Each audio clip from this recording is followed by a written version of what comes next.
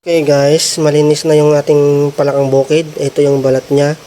May gagawin tayo ito, ibababad natin sa suka para ibilad. Gagawin natin chicharon. At ito itinola natin. Kaya let's go, lulutuin natin to guys.